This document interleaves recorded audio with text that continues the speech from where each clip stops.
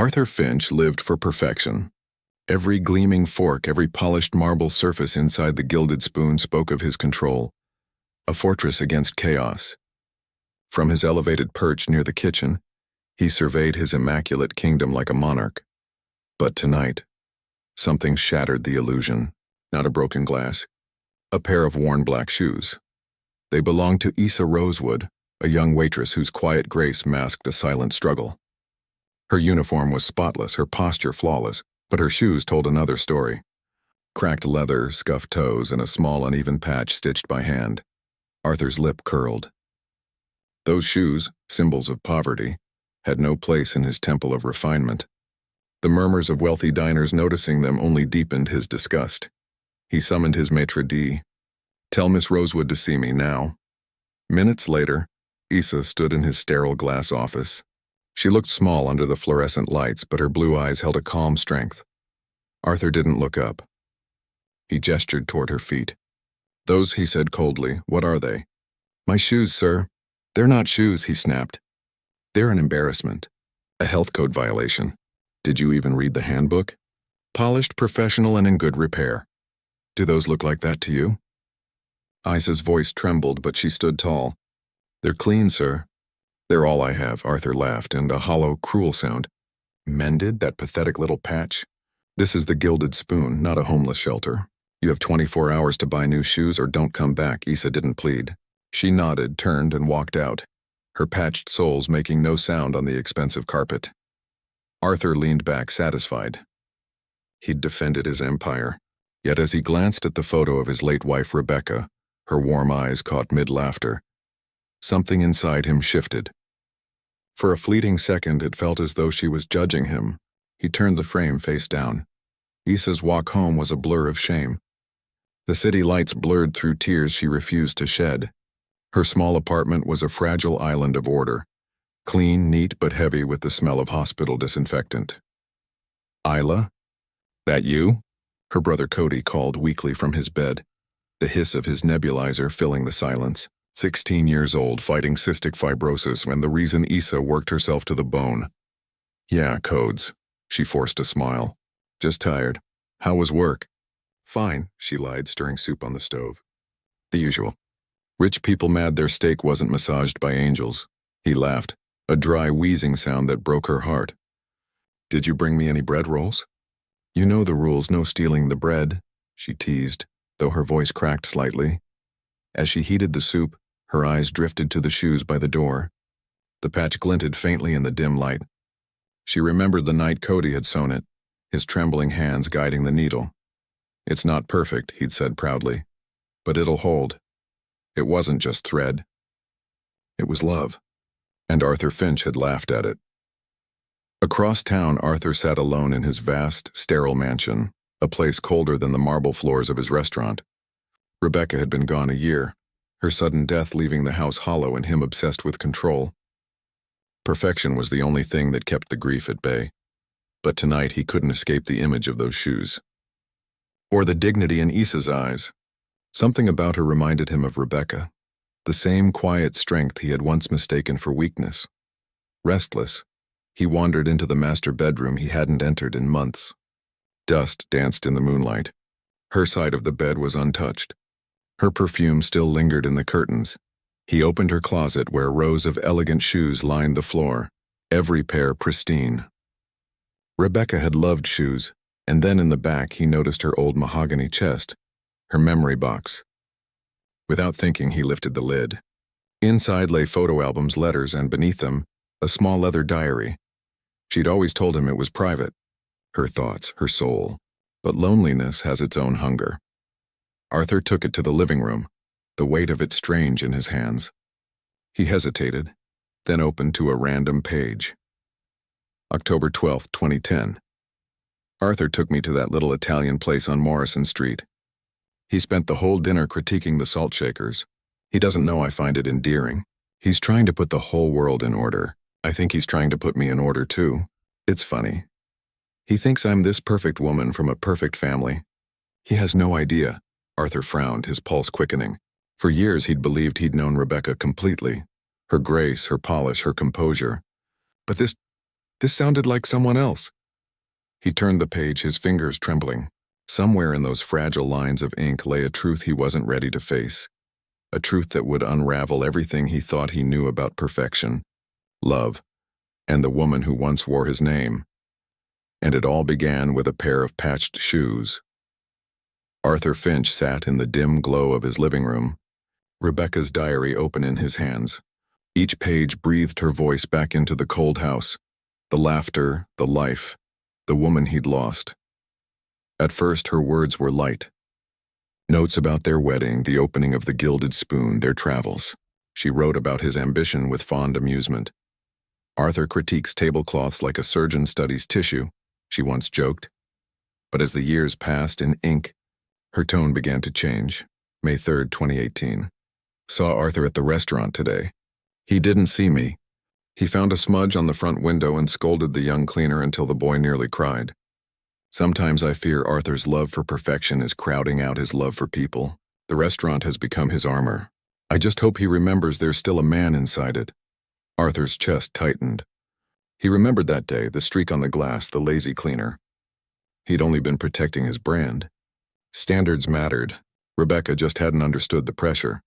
Still, her words burned. He turned more pages, the entries thinning, growing somber. Rebecca had started something new. Something she'd kept vague. Her little volunteer. Project. September 14th, 2024. The fundraising gala for the Breathe Easy Foundation is next month. I've been working on the silent auction. Some of Arthur's contacts have donated, though they don't know it's through me. Arthur wouldn't approve. He calls illness unsightly, another kind of imperfection. But these families, these children battling cystic fibrosis, their strength is the most perfect thing I've ever seen. Arthur froze. Cystic fibrosis. He'd heard the name before, briefly, carelessly. He'd dismissed her work as one of her society hobbies. Now the words struck differently. He could almost hear her voice tremble with quiet passion as she wrote them. He flipped to the final pages. His hands trembled. Her last entry was dated October 28, 2024, 3 weeks before her death. The handwriting was rushed, ink smudged as though written through tears.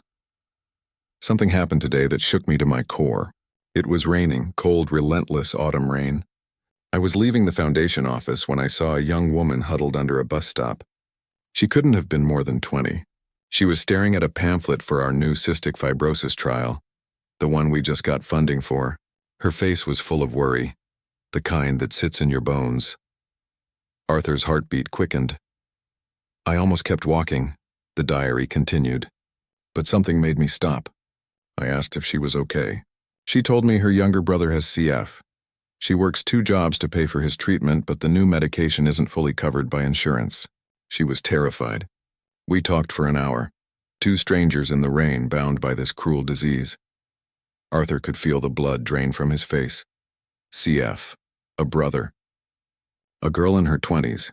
He read the next line, his vision blurring. As she stood to leave, I noticed her shoes. Arthur's hand froze mid-turn. His breath caught. The image burst into his mind. Scuffed black flats, a small stitched patch on the right side, Isa Rosewood, the same shoes he had mocked. The same girl he had humiliated. Rebecca's next words crushed him. They were old but clean. Mended by hand, maybe by someone who loves her. I couldn't stop thinking about her. I slipped one of my cards into her bag when she wasn't looking. I want to help her brother. I want her to know she's not alone. Arthur's glass slipped from his fingers, shattering across the floor. Scotch spread like a dark stain, just like the one he'd condemned on his restaurant's marble. He stared at the diary, his wife's delicate handwriting swimming before his eyes. Rebecca had met Isa. His late wife had tried to help the very girl he had destroyed.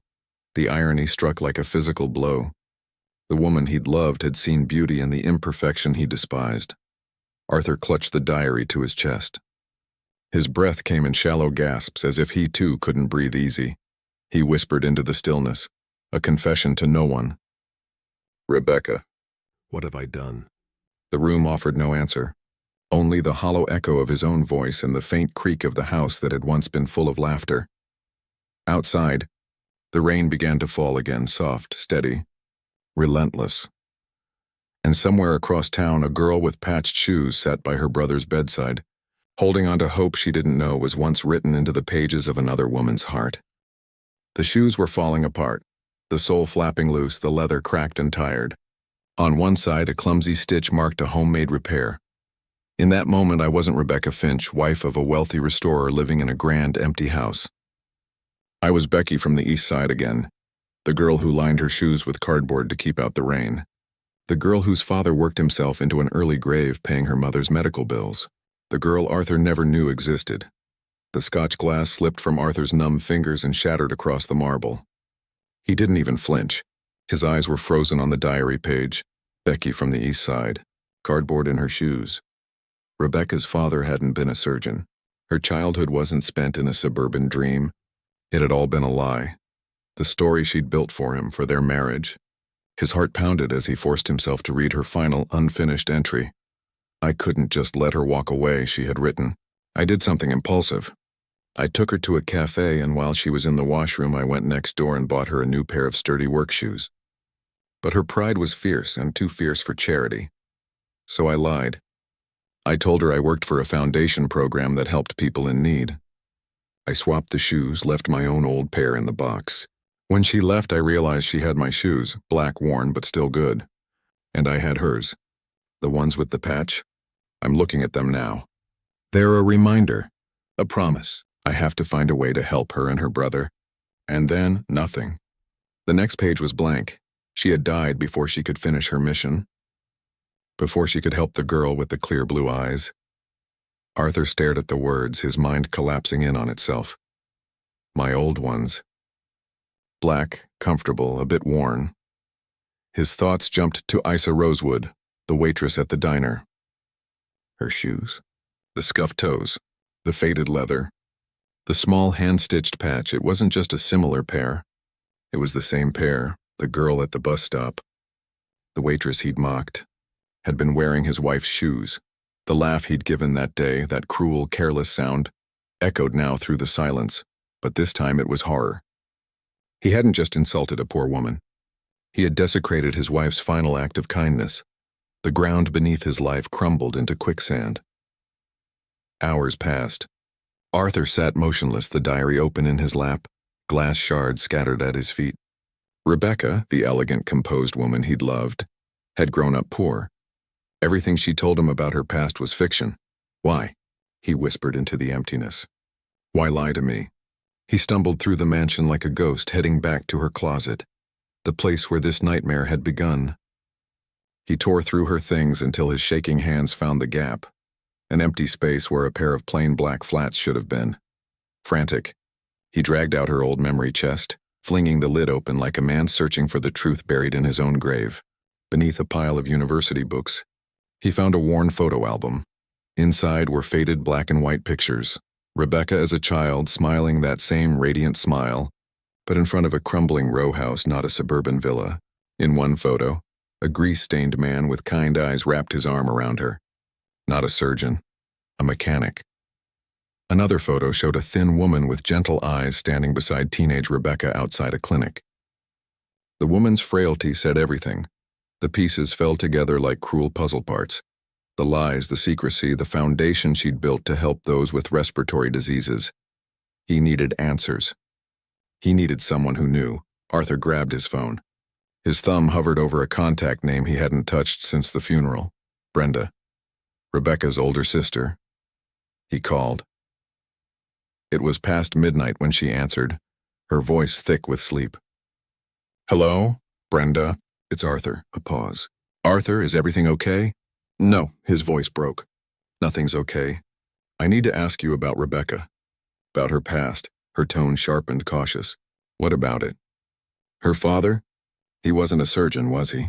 Silence, heavy telling. Then softly, no, Arthur. He was a mechanic. The best in the neighborhood, but still just a mechanic. He worked himself to exhaustion trying to pay for Mom's treatments. She had a severe respiratory condition. That's why Rebecca was so devoted to the Breathe Easy Foundation. She knew what it meant to struggle for every breath. Arthur pressed a trembling hand to his face. She never told me. She was afraid, Brenda said, and now her voice carried anger, not just sorrow.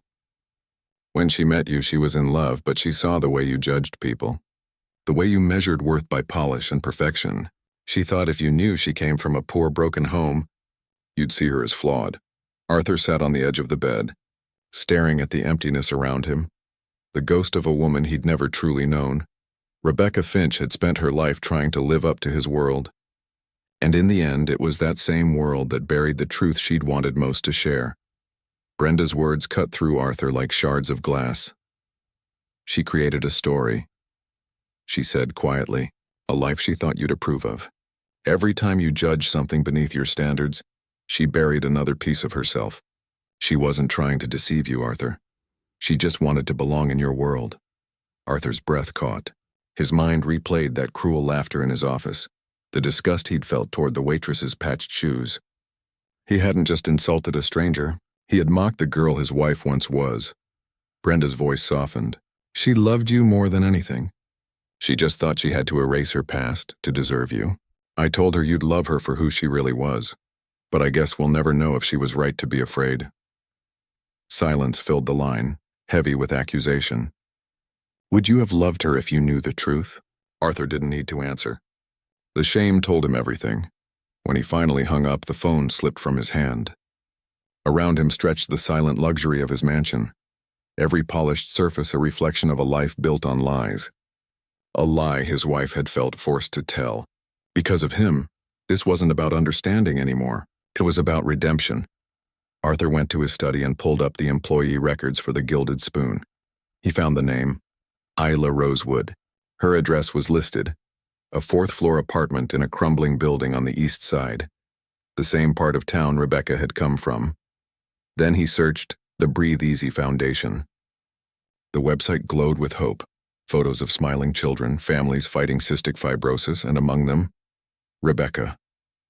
Her picture sat under a soft memorial banner, in loving memory of Rebecca Finch, our most passionate advocate. Her secret generosity and tireless heart have given hope to countless families. Her legacy lives on, secret generosity, hidden even from him. Arthur's throat tightened. He had been married to a stranger, a woman of breathtaking courage and compassion he had never truly seen. It was nearly 3 a.m, but he couldn't wait. Sleep was a privilege for men without guilt. As the first light of dawn crept across the horizon, Arthur sat alone, reading every word on the Foundation's website, every story, every medical note. He was walking through the world his wife had lived in without him, a world of pain, struggle, and fierce, defiant hope. When he finally rose, he didn't reach for his tailored suits. Instead, he put on simple trousers and a plain sweater. The armor of Arthur Finch, the dignified restorer, no longer fit. He was just a man, broken, searching, desperate to make things right. He drove through the city, watching it decay block by block, glass towers fading into aging brick, the manicured suburbs giving way to the grit of the east side. Every mile felt like peeling back the layers of his wife's truth. Finally, he reached her building. Rust streaked the walls. The air carried the scent of detergent and exhaustion. His sleek black sedan looked absurd parked there, like a monument from another world. Arthur stood frozen at the door, guilt pressing down on his chest. What could he even say? Sorry I humiliated you. By the way, those shoes you wear belong to my dead wife. It was madness. But Rebecca's final words echoed in his mind. I have to find a way to help her. He would finish what she started. Arthur climbed the 4 flights of stairs, each step thudding like a heartbeat. The hallway smelled faintly of bleach and lives pressed close together. Apartment 4B. He hesitated, his hand hovering over the door. From inside came a faint mechanical hiss, a nebulizer. Cody's lifeline. He knocked. The sound boomed in the narrow hall. The door cracked open, held by a chain. One clear blue eye peered through, sharp, wary. It widened, then narrowed. Mr. Finch, Isa said, her voice like ice. What are you doing here? Arthur swallowed. Miss Rosewood, please. Just a moment of your time. I promise this isn't about your job. She studied him, suspicion warring with curiosity. For a moment he thought she might slam the door. But instead she sighed and unlatched the chain. The apartment was small but spotless and was a quiet dignity in every detail. A thin boy sat in the corner, a nebulizer mask covering his face. He looked up at Arthur, eyes wide and frightened. "It's okay, Cody," Isa murmured, never taking her gaze off Arthur. "This is my boss." Her tone carried no warmth, only exhaustion and distrust. Arthur stood in the doorway, guilt radiating from him like heat. He wasn't sure what he'd come to say, only that he had to say something. For Rebecca. For the truth. "Please, just 5 minutes." Arthur stood in the doorway, a large manila envelope trembling in his hand. "I came here to apologize," he said, his voice raw. Isla crossed her arms. "For what exactly? For humiliating me in front of your staff? For making me choose between my brother's medicine and a pair of shoes?" Arthur took each accusation like a blow. "For all of it," he admitted quietly. "I was cruel and arrogant. There's no excuse. But there is a reason I'm here now." He opened the envelope and handed her a single photocopied diary page. "My wife Rebecca passed away a year ago," he said, his voice breaking. "I found her diary last night. She wrote about you." "About me?" Isla frowned. "I've never met your wife." "You did," Arthur insisted. "At a bus stop last October in the rain. You were reading a pamphlet about a clinical trial." Isla's breath caught. She took the page and began to read. Confusion flickered into shock, then into painful realization. "The woman at the bus stop," she whispered. "The one with the kind smile. She was your wife." Arthur nodded, his eyes glistening. "She grew up poor, just like you. When she saw your worn shoes, she didn't see pity, she saw herself. Those shoes you're wearing, they were hers. Her last gift to anyone." Isla looked down, trembling. The diary told the story in Rebecca's gentle script, how she had given her own shoes to a struggling young woman, planning to help her and her sick brother. Arthur's voice cracked. "And I laughed at them. I mocked the last kindness my wife ever gave." A single tear escaped Isla's eye. It wasn't for herself, but for Rebecca, the stranger whose memory had been desecrated. She wrote, Isla said softly, reading the unfinished line. "I have to find a way to help her and her brother. I think I'll start by—" She never finished, Arthur said. "That's why I'm here. I'm going to finish it for her." The room was still. Only the faint hiss of her brother Cody's nebulizer broke the silence. Isla's voice wavered. "So what now? You'll pay for my brother's medicine? Charity won't fix this, Mr. Finch." Arthur shook his head. "Not charity. Atonement and legacy." He stepped closer, his voice firm now. "My wife kept her work with the Breathe Easy Foundation secret from me. Helping families like yours was her mission. I failed her in life. I won't fail her in death. I'm creating a new division, the Rebecca Finch Family Grant Program. It'll fund medications, home care, travel, everything insurance ignores." Isla blinked in disbelief. Arthur continued, "But it can't be run by a man like me. It needs someone who truly understands the fight. Someone like you. I want you to run it." "Me?" she whispered. "I'm just a waitress." "You have a degree in life," Arthur said gently. "Empathy can't be taught. Rebecca saw it in you at a bus stop. I was too blind to see it in my own restaurant." Cody spoke up for the first time. "He's right, Isa. You already do all this. You fight, you manage, you survive." She looked at her brother, her defenses softening. Then turning back to Arthur, she said, "If I do this, it's not for you. It's for her, for every family fighting to breathe another day. That's all I ask," Arthur replied, a weight lifting from his soul. "I want full autonomy," she added firmly. "You provide the funding, I make the decisions." "Agreed," he said without hesitation. They sealed the deal not with a handshake, but with a quiet look of understanding, a man seeking redemption, and a woman finding her purpose through another's kindness. Arthur glanced at her shoes. "You'll need a new pair." Isla smiled for the first time.